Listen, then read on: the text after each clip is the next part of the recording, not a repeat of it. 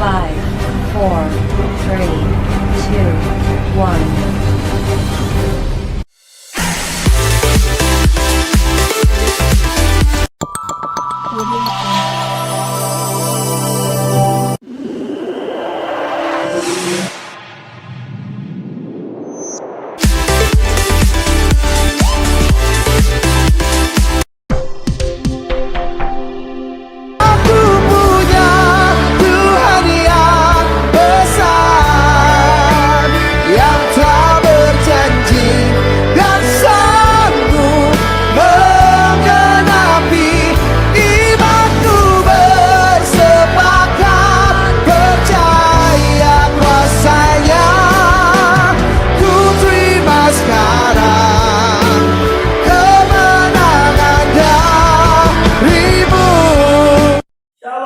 Semuanya sahabat Bintang Ministry dimanapun berada, masih bersama saya Wilson Mandala dalam acara Bintang Terang Ministry menyapa.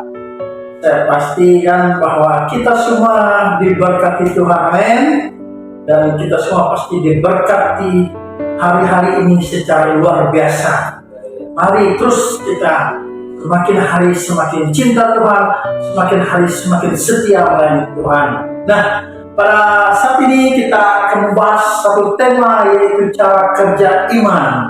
Nah, apa sih cara kerja iman? Nah, sebelum kita memasuki pokok pembahasan kita pada saat ini, saya ingin perkenalkan dulu narasumber kita yang luar biasa. Ini namanya Pak Bute. Apa kabar Pak Bute? Luar biasa. Nah, beliau dari Bandung ya. Beliau seorang hamba Tuhan ya, yang melayani Tuhan yang sangat luar biasa sekali. Nah, mari kita lihat ya, apa sih yang dimaksud dengan cara kerja iman. Nah, secara garis besar, semua agama meyakinkan kita semua punya iman ya, pasti punya imannya masing-masing di kepercayaannya masing-masing. Tapi kita harus tahu juga nih, cara kerja iman itu bagaimana. Nah, karena kita ada narasumbernya, kita tanya langsung kepada hambanya yang luar biasa. Silakan. Terima kasih Pak untuk waktunya. Ya. Jadi cara kerja iman. Jadi iman itu kita harus tahu cara dia bekerja, Pak. Seperti mesin itu, kita harus tahu bagaimana cara menghidupkan mesin ini. Nah, jadi iman boleh digambarkan kayak suatu mesin ya. Tapi ini adalah mesin rohani yang luar biasa ya. Jadi cara kerja iman itu sangat sederhana ya. Yang itu yang paling pertama adalah dia harus percaya. Dan kedua dia harus berkata-kata. Dia harus diucapkan. Dia harus diperkatakan, Pak. Itu ya. Nah, sebenarnya apakah iman itu penting nih, menurut Bapak? Penting atau tidak bagi orang Kristen ini? Ya, jadi iman itu sangat penting, Pak. Ya. Karena kalau kita nggak punya iman, kalau kita nggak percaya sama Tuhan Yesus Kristus, kita nggak bisa diselamatkan. Kalau kita nggak punya iman, ketika kita berdoa, kita nggak bisa mendapatkan jawaban dari Tuhan.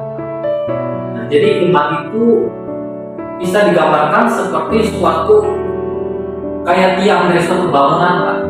Jadi kalau suatu bangunan itu dia tidak punya tiang, dia akan goyah. Tapi kalau dia punya tiang yang dalam, kuat, maka rumah itu akan kokoh, Pak. Iya. Nah, apakah yang dimaksud dengan roh atau iman ini, Pak? Roh iman. Oh ya, jadi yang dimaksud dengan roh iman itu, Pak, yang dimaksud dengan roh iman itu ditulis oleh Rasul Paulus di dalam 2 Korintus 4 ayat 13 ya. Jadi saya buka di dalam 2 Korintus 4 ayat 13. Itu Rasul Paulus menulis, namun karena kami memiliki roh iman yang sama seperti ada tertulis, aku percaya sebab itu aku berkata-kata, maka kami juga percaya dan sebab itu kami juga berkata-kata. Nah, jadi roh iman itu artinya roh iman, roh iman itu adalah percaya, kemudian berkata-kata. Ya, nah, jadi kita harus percaya, kemudian kita harus berkata-kata. Jadi berkata-kata di sini adalah mengucapkan, memperkatakan apa yang kita percayai, yang kita imani. Nah, gitu. Ini yang selanjutnya lagi Pak. Nah, ini ada dari sahabat bintang terang ministry menyapa nih Pak. Ini ada yang bertanya nih di kolom komentar sebelumnya bahwa semua orang kan sudah membaca firman Tuhan nih, khususnya orang Kristen nih kan. Nah, meskipun ada yang setiap hari, ada yang 3 hari sekali, ada yang seminggu sekali, ya ada yang sebulan sekali, ya. Nah, itu membaca firman Pak. Tapi pertanyaannya, bagaimana sih membaca firman yang benar itu Pak, yang baik itu bagaimana Pak? Membaca firman Tuhan yang baik. Jadi membaca ini kan ada 2 macam ya Pak ya. Ya. Itu membaca di dalam hati dan membaca dengan bersuara, ya Pak ya. Ya. Nah, jadi ada 2 macam. Nah, kalau kita kembali sama Alkitab, di situ kita melihat ya, yang bagus itu membaca itu Pak bersuara, mengeluarkan suara gitu Pak. Kenapa? Karena di dalam Roma 10 ayat 17, Roma 10 ayat 17 dikatakan, jadi iman timbul dari pendengaran, ya, dan pendengaran oleh firman Kristus. Nah, jadi dikatakan bahwa iman itu muncul, datang, timbul dari pendengaran, dan pendengaran oleh firman Kristus. Nah, karena itu paling bagus kalau kita membaca firman Tuhan itu bersuara. Karena kalau kita kembali ke dalam kitab Keluaran, itu kan kalau nggak salah Ulangan ya, di Keluaran pasal berapa itu? Musa ada berkata sama bangsa Israel, dia katakan bahwa perkatakanlah, ajarkanlah kitab Taurat ini kepada anak-anakmu, ya kan? Dia bilang perkatakan, ajarkan, ucapkan. Nah, jadi kalau kita lihat di dalam Roma 10 ayat 17, maka paling bagus kalau kita baca Pak, itu lebih bagus bersuara. Nah, selain itu, kalau kita bersuara Pak, kadang-kadang kan sering banyak orang tuh kalau baca Alkitab ngantuk. Iya, maka kadang-kadang ada istilah kalau kamu susah tidur baca Alkitab, dan cepat tidur gitu Pak. Ya, mungkin itu kata yang lucu lah sebenarnya. Nah, jadi salah satu kita membaca bersuara itu juga Pak, supaya itu juga bisa melawan. Nah, itu juga Pak, karena bersuara ya Pak. Ya. Dan kemudian ketika kita dalam kitab Efesus itu dikatakan bahwa Efesus pasal 6 firman itu pedang roh, firman Tuhan itu pedang roh. Jadi kalau kita baca firman Tuhan bersuara, ini firman ini kan didengar oleh iblis juga kan. Ya. Nah, jadi yang menjadi suatu pedang juga buat dia gitu kan. Ya. Nah, jadi itu maknanya kenapa kita membaca untuk bersuara gitu Pak. Ya. Walaupun apa tuh bisa juga tidak bersuara, Bisa juga tapi harus kita bersuara, kita menyatakan lebih lagi dia lebih ya luar biasa ya cara kerja iman ini. Nah, pertanyaannya, apakah yang lebih besar daripada iman? Pak, tadi kita udah berbicara iman itu kan bisa melakukan hal yang luar biasa ya Pak, Iya. yang dahsyat iman itu. Ya. Nah, tetapi kalau kita kembali sama Alkitab, ya, di dalam 1 Korintus pasal 13 ayat 13, 1 Korintus 13 ayat 13, Rasul Paulus menulis, demikianlah tinggal ketiga hal ini, yaitu iman, pengharapan, dan kasih. Dan yang paling besar diantaranya ialah kasih. Nah, Rasul Paulus tidak menulis di antara iman, pengharapan, dan kasih. Dia tidak menulis yang paling besar iman. Tapi yang dia tulis itu adalah kasih. Ya, karena kasih itu di dalam 1 Yohanes, kasih itu adalah Allah. Allah adalah kasih. Jadi ibaratnya kalau biarpun orang punya iman, kalau tidak punya kasih percuma Pak ya. Ya, Iya. Tapi kalau sebaliknya kalau orang punya kasih dari ini bagaimana itu Pak? orang punya kasih tapi tidak punya iman, berarti dia masih kurang apa? Masih kurang lengkap. Ya. Jadi kalau kasih yang seperti ini karena kasih ada 2 macam Pak. Ya. Kasih manusia dan kasih Allah. Kasih Allah itu seperti ditulis dalam Galatia 5 ayat 5-23, tetapi buah roh ialah kasih. Nah, ini kasih Allah yang dari Roh Kudus. Kasih manusia inilah kasih yang kebanyakan manusia punya. Dia bisa mengasihi orang, bisa mengasihi keluarganya ya Pak ya. Itulah kasih manusia namanya. Nah, jadi kalau bicara kasih Allah itu otomatis dia sudah terangkum kepada di dalamnya ada iman, di dalamnya dia bisa mempercayai firman Allah, mempercayai firman Allah. Jadi kalau tadi Bapak bilang kasih, kayaknya belum bisa percaya. Artinya kasih itu dia masih kurang perlu dilengkapi dengan iman. Ya, berarti artinya kedua-dua itu harus lengkap, harus ada ya. Nah, sangat luar biasa ya bagaimana kita mendengar apakah yang bisa daripada iman, bagaimana cara kerja iman, bagaimana apa yang dimaksud dengan roh iman. Jadi tadi sudah dijawab oleh narasumbernya langsung ya, luar biasa. Nanti saudara semuanya ingin bertanya lebih lagi tentang cara kerja iman, boleh menulis di kolom komentar channel ini ya, di acara Bintang Tamu Ministry Menyapa ini kami akan menjawab nanti lebih lagi ya apa yang Bapak Ibu saudara ingin tanyakan. Nah, satu lagi nih Pak. Nah, ketika seseorang ya memiliki iman yang kuat, misalnya nih dia mau ada orang kesurupan ya. Nah, orang kesurupan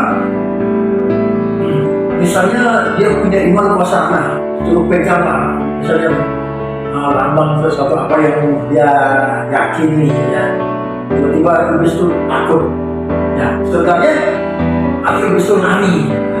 Misalnya kita satu benda lah kita yakini, nah kita yang pegang atau akan itu iblis itu lari. Nah pertanyaannya kena barang itu atau kena iman orang tersebut? Jadi itu sebenarnya Pak, itu adalah awal mula itu dari iman. Karena iblis tidak takut sama barang, Pak. Ya. Tidak ada barang yang membuat iblis takut, Pak. Ya. Tapi yang membuat iblis takut itu adalah darah Yesus, nama Yesus. Ya. Jadi untuk darah Yesus dan nama Yesus ini bisa bekerja atau bisa terjadi itu kan melalui iman orangnya. Karena kan sekarang kan banyak orang yang memperhambakan sesuatu, abang-abang, misalnya ya dengan apalah, kan misalnya bikin iblis takut. Nah, sebenarnya dia bukan takut barang itu gitu kan ya, kita takut dengan iman kita gitu ya. Ya Pak, iman dulu. Iman. Ini jelas luar biasa ya. Kita ibaratnya yang apapun bentuknya yang jelas itu kita iman yang paling terpenting ya, percaya yang terpenting ya. Jadi kita jangan bilang Kristen ya kalau kita tidak taat dan setia. Jadi saya berharap kita semua taat. Nah, pesan-pesan di pesan-pesan Bintang Tamu Ministry Menyapa kepada Pak, apa yang perlu disampaikan tentang cara kerja iman Pak? Yalah, jadi tentang cara kerja iman tadi, yaitu supaya kita punya iman dan iman kita bisa bertumbuh, mari kita usahakan dan punya kedisiplinan untuk setiap hari baca firman. Ya, baca firman Tuhan paling bagus kalau kita baca seperti tadi itu ya itu dengan cara bersuara. Jadi adakanlah belajar untuk bangun pagi ya pada waktu subuh kita satu kita Tuhan memuji menyembah Tuhan dan membaca firman supaya iman kita bisa bertumbuh, supaya iman kita bisa ya. Nah kemudian sesudah kita mendengar dan belajar firman, kita kan iman itu harus kita praktekkan, harus kita gunakan dalam hidup kita. Nah jadi sesuai dengan cara kerja iman tadi itu, maka firman Allah sudah ada dalam diri kita. Ini kita percaya sama firman Allah.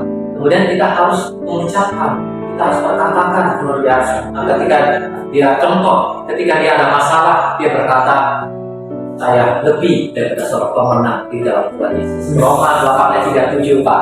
Ya, mungkin ketika dia kayaknya takut gitu ya, mungkin sendirian atau berjalan, dia bisa berkatakan firman Tuhan bahwa Tuhan Yesus menyertai saya, Roh Kudus bersama saya. Ya, saya lebih daripada seorang pemenang. Ya, Tuhan tidak memberikan saya roh ketakutan. Nah, jadi iman itu dia harus diucapkan, harus diperkatakan. Jadi ketika dia ucapkan, ketika dia perkatakan, ya itu bukan hanya dia sendiri yang mendengar Pak, tapi setan juga mendengar. Setan juga menjadi takut ketika dia ucapkan itu firman. Ya. Artinya kita juga manusia pun mendengarkan perkataan iman kita gitu ya. Ambil mendengar ya. Itu luar biasa sekali ya, ada pemaparan atau materi tentang cara kerja iman, sungguh sangat luar biasa. Baik, terima kasih buat Pak Butet yang telah hadir bersama kami dalam acara Bintang Tamu Menyapa. Saya berharap kita semua rekan-rekan dimanapun memahami tentang cara kerja iman. Nah, Bapak Ibu bisa menghubungi kontak di bawah ini. Ya, jika Bapak Ibu ingin bertanya lebih lanjut, ya nanti bisa hubungi nomor yang ada. Terima kasih. Tuhan Yesus memberkati. Shalom. Mari kita bersatu di dalam doa. Saya minta Pak Butet berdoa buat kita semua, buat sahabat-sahabat tentang perang istri dimanapun berada. Bapak Surgawi, kami ucap syukur buat hari ini, buat waktu ini yang Engkau sudah berikan buat kami ya Bapak, sehingga kami masih bisa belajar firman-Mu, masih bisa memanjatkan setiap doa-doa kami. Kami ucap syukur ya Bapak. Berkati setiap umat-Mu, setiap orang yang menonton channel ini saat ini dimanapun berada. Bapak berkati mereka, jamah Allah mereka, penuhi mereka dengan Roh Kudus, penuhi dengan kasih, penuhi dengan iman, bahkan penuhi dengan karunia Roh Kudus, dan pakai umat-Mu, hamba-hamba-Mu dengan luar biasa, sehingga mereka boleh menjadi saksi-saksi-Mu yang dahsyat, yang membawa banyak jiwa-jiwa kepada Engkau, dan berikan iman yang kuat kepada kami, kepada umat-Mu, sehingga kami bisa kuat menghadapi segala persoalan, tantangan yang ada di dunia ini.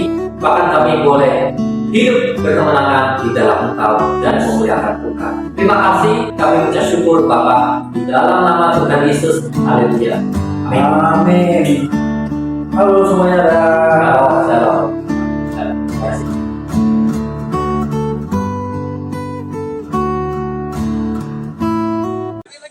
BTM Berakan Bertumbuh Berkuat dalam Kristus.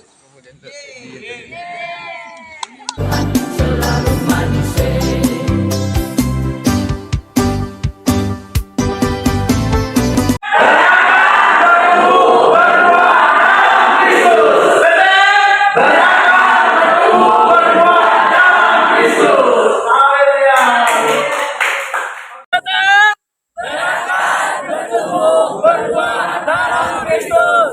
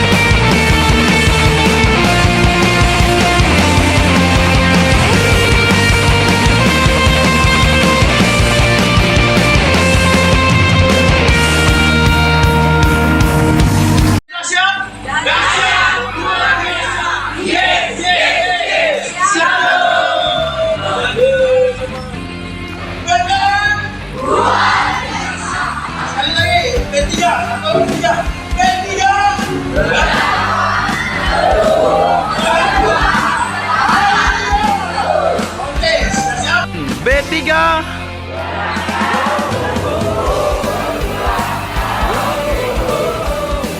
BTM SMTK